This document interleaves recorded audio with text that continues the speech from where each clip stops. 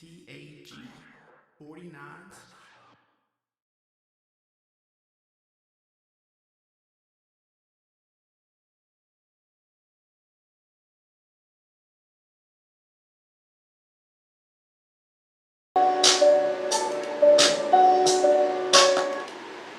Good day, everyone.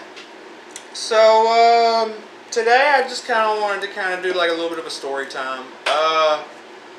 Last couple days I've had like a lot of stress, and I don't know, I just had a lot on my chest.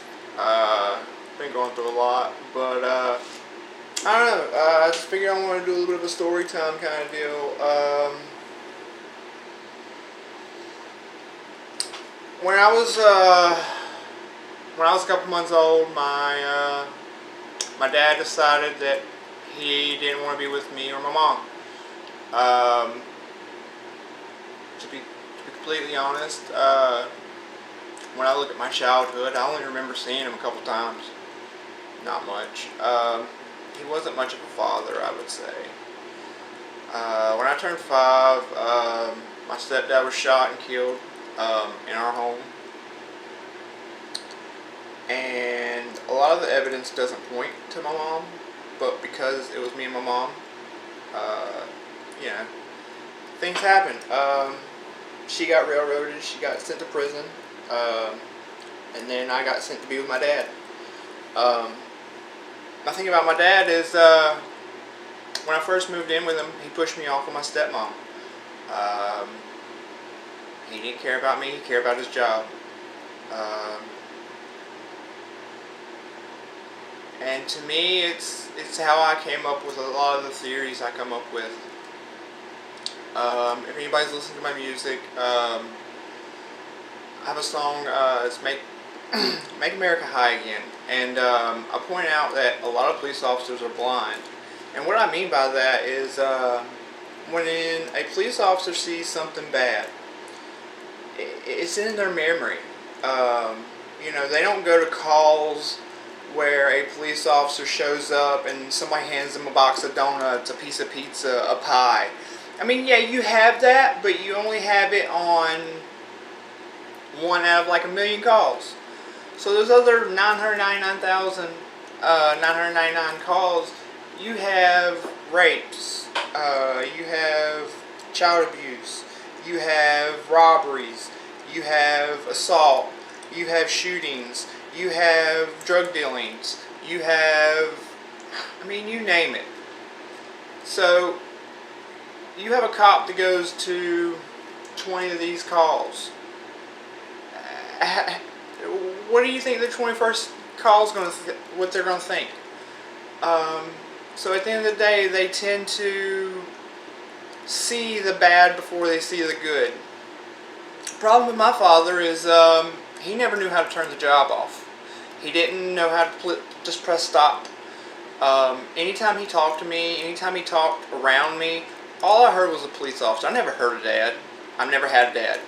100%. I've had a police officer that's been around my life the whole time. There was things in my childhood where I got called, you know, I'm going to be growing up like my my jailbird mother. And to me, you don't tell that to a 10, 12-year-old. It's, especially when I'm a mama's boy. At the end of the day, like, you don't tell that to me. Like, why would you even think that?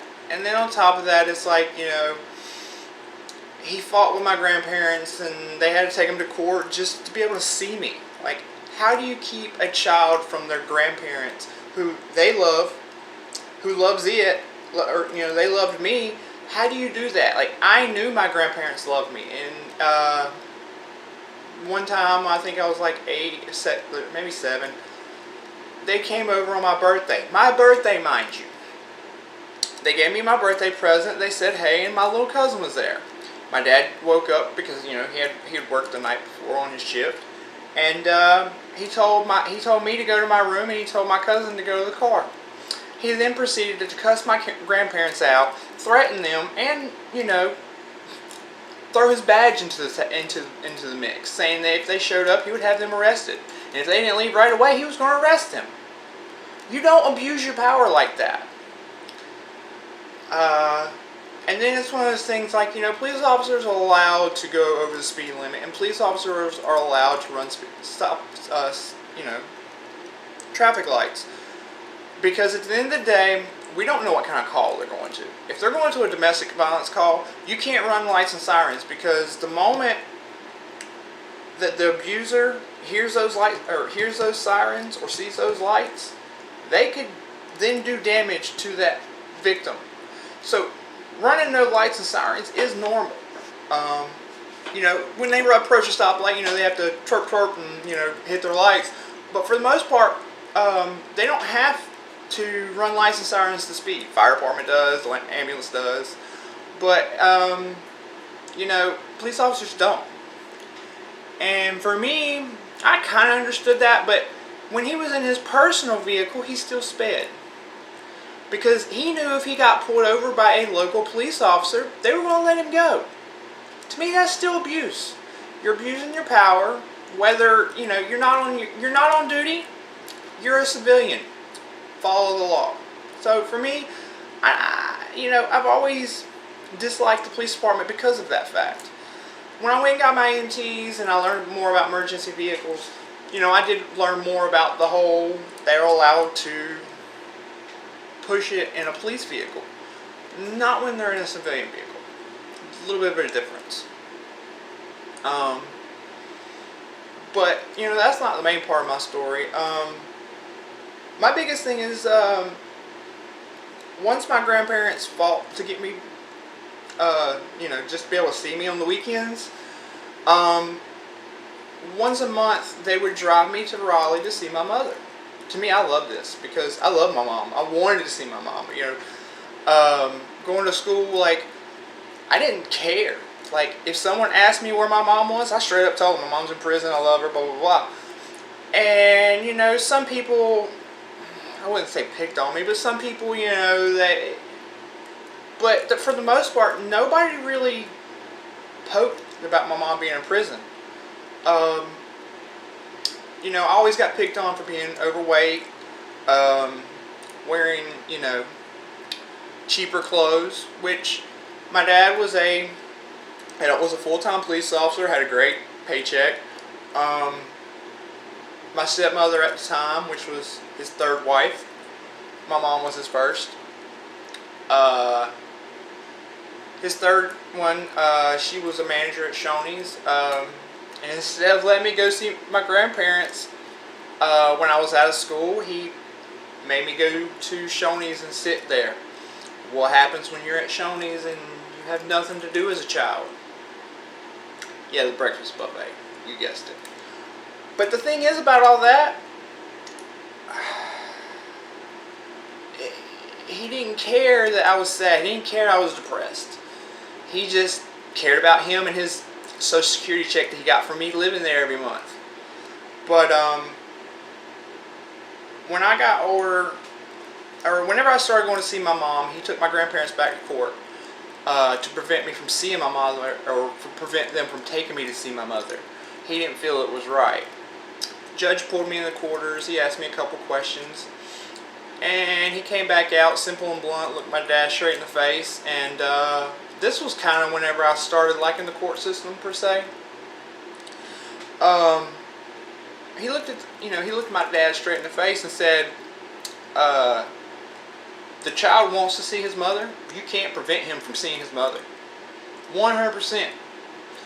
If you try to prevent him from seeing his mother, I will put you in contempt and I will lock you up." Do you know how amazing I felt with that? I felt like I had a voice. I felt like I had power. I continued to go see my mother. Once a year there was a family day event where we took food, and that was cool because I got to share a lunch with my mom. Not surrounded by everyone talking really loud. This was before they did the whole video stuff. We would sit in a chair, like 2 or 3 chairs, and it'd be me and my grandparents, or me, a cousin, and one grandparent. And then my mom would sit straight across from us. you know, to me, I didn't care everywhere it was around.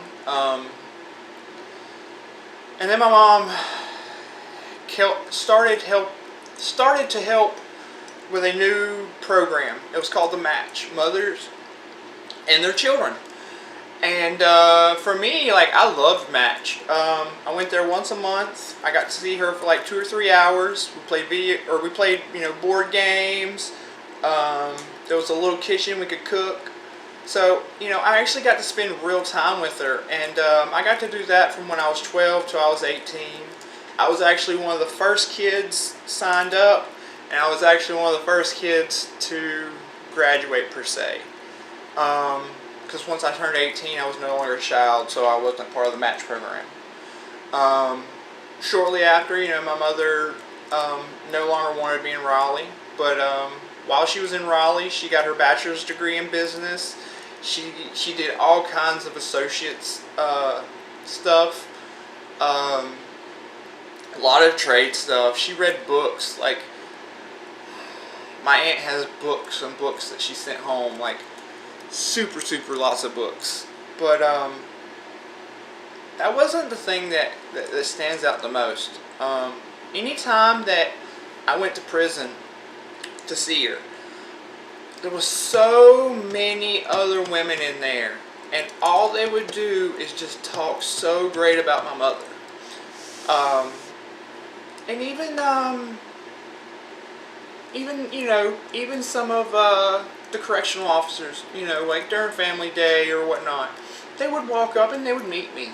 Even, you know, other prisoners, they would walk up, and you know, it was, my mother had so much pride and whatnot over me, and it was just, I was just like her biggest accomplishment, you know. And to me, like, I don't even see that. Like, I looked at like what all she did for me, you know, like the amount of things. Like, she helped me get my first car, in prison, mind you.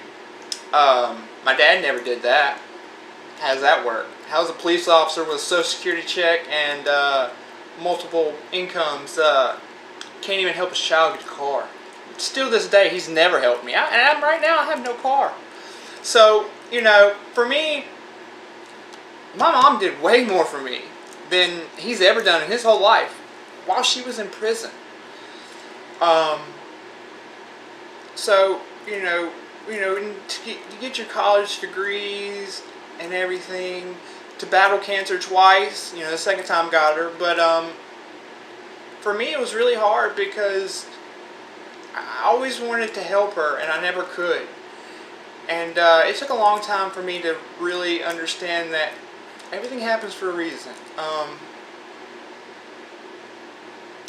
There's more details that, you know, I've got, you know, planned for certain songs for an upcoming album, but my favorite number 49 was picked in 2010, or no, 2000. Yeah, 2000. You know, I've used it in video games, I've done everything. Went through Mad Dog 49, dropped it to MD 49, yada yada yada. In 2012, my mother died at 49. So to me, numbers mean a lot. There's a lot of reoccurring numbers in my life, hence the song will be called Numbers. It will have a lot more stuff dealing with it. But when my mom passed away, the prison did set up a kind of a thing at actually the local church that she was a part of while in Black Mountain. They actually threw a thing, and a lot of the women that were there got to come, and all the hugs and sympathy for me. Like, I'd never met most of those women, and it's just like people that I don't know have shown me more love than my true blood. Now, I ain't talking about, you know, my mother's side of the family, because I've got love from them my whole life. You know, my aunt, and, you know, some of the family I don't really speak to much, much more, but they all showed me love. My dad's side of the family, I don't know them. I've seen them a handful of times. I never got to see them growing up. I never really spent much time with them. I seen them at Christmas and Thanksgiving. I don't know. I feel like I've been around. I'm easy to find. Most of them have me on Facebook. I don't have any contact with them. Nobody contacts me. So for my dad's side of the family, I never felt the love. And then to get so much love from prisoners and inmates, and even correctional officers, when she was at Troy, I got so much love from strangers. I get so much love from people I meet online. And to me, it's like, how do I have so much love for people that know the true me, but people that have met me in the real life and just have an idea of who I am and don't truly know me because they haven't put the time to find out who I am? I don't know. I've always heard blood's thicker than water, but I'm sorry, but my water runs really thick. I don't know. I've had way much more from people that I met that live in the UK, Brazil, spread across the United States. I've gotten so much love from all those people. The UK, Europe. I mean, I know so many people around the world, and I get so much love from them before I get from my own blood. And again, I'm not talking about my mother's side of the family. For me to get so much love from prisoners while meeting while visiting my mom, it made me look at the prison system a lot more different. And even with my new job, a lot of people have been in prison, so I get some of the most humble people I've ever met were either in prison, been to prison, or through the system. And a lot of my issues in life, I tried to help people so they didn't go through the system or have already had issues. And sometimes when people are broken, you can't fix them. They gotta fix themselves. You can just kind of guide them, help them along the way. But at the end of the day, if they don't want to be fixed, you're just wasting your time. And it took me a long time to figure that out.